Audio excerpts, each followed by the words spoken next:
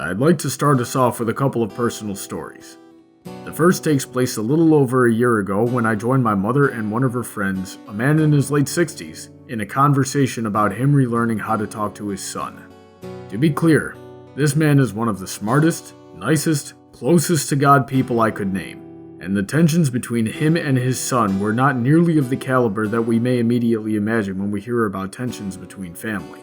But a point that stuck into my head was when he said, "It took a while to fully internalize that my son is now 35 and I shouldn't speak to him like he's a child anymore."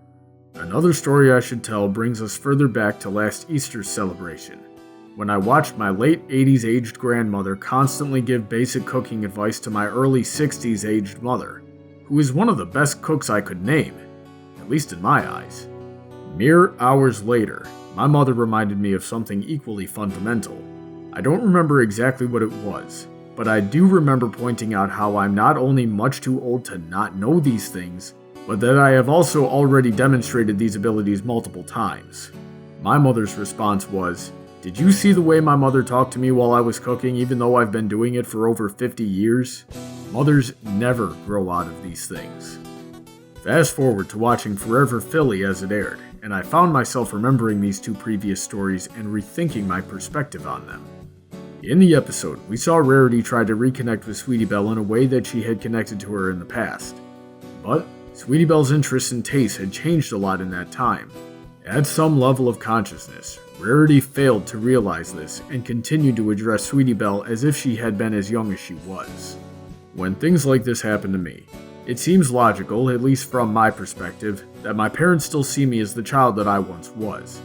Furthermore, it should be noted that I was not a very bright child in any way, even by children's standards.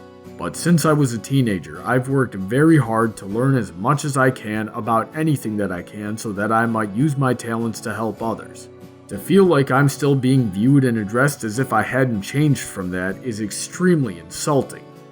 I imagine it would be much of the same for Sweetie Belle, who has gone through much of the same and now regularly applies her talents in the pursuit of helping others, only to be condescended by her own sister as if she was still much younger. And I can imagine that many of you listening have felt the same way, at least at some point in time in your lives. I have no first-hand experience with the pitfall that Rarity hit from her perspective in this episode. But this episode made me realize that the rarities of our lives aren't always approaching us in this way because they don't believe that we have matured. In fact, it is human nature to be nurturing to our offspring, younger siblings, or younger friends, and that assuming that they still enjoy things from their younger days in the same way is just the manifestation of their pleasant memories of you conflicting with your current form. With my limited experience in this, I can only think of two possible solutions. The first is for those who are in Rarity's position. This is to always be aware that your younger loved ones have gone through changes, that you should always treat them with the same maturity that you hold yourself to, and that you should always communicate with them about their desires and aspirations as well as take them seriously. The second solution is for those who are in Sweetie Belle's position. This is to be patient with the rarities in your life. Understand that their approach is part of human nature and forgive them while they come to terms with your growth. And if you wish to be treated more maturely, then you must act more maturely, which I believe entails not storming off in frustration like Sweetie Belle did. Failure of one or both parties will lead to a few different consequences. The one we saw in this episode was creating distance between yourself and your loved one through that lack of awareness and communication. This is what my mother's friend had experienced with his son in the first story that I told you. The second consequence is that you may leave yourself vulnerable should your loved one grow into an unsavory character. Much like how Fluttershy's parents allowed Zephyr Breeze to take advantage of them in Flutterbrudder, or how my own parents allow a man that I refuse to call my brother take advantage of their good nature and inability to separate him from the innocent child that he once was. The third consequence harkens back to what we learned during Some Pony to Watch Over Me, where the Apple Blooms or Sweetie Belles of your life may try to prove themselves before they are ready, or may never get an opportunity to mature at all because of your coddling. It wasn't until Rarity saw the threat of these consequences, as well as how Sweetie Belle had helped others avoid them, that she was able to fully understand her sister's growth.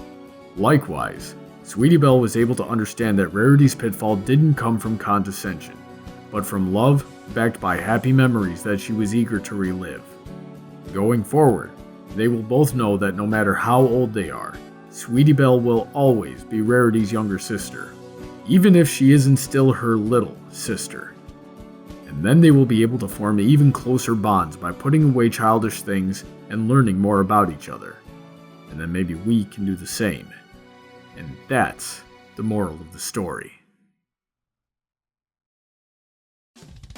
If you have any comments, critiques, or suggestions, you can send me a message by following Brawny Buck on Tumblr or sending an email to bronydebates@gmail.com. This video was supported by all of my generous supporters on Patreon. Please check out their content links in the description. You can also see how you can join them in supporting my channel and what you would get in return. Have a great day, and I look forward to hearing from all of you soon.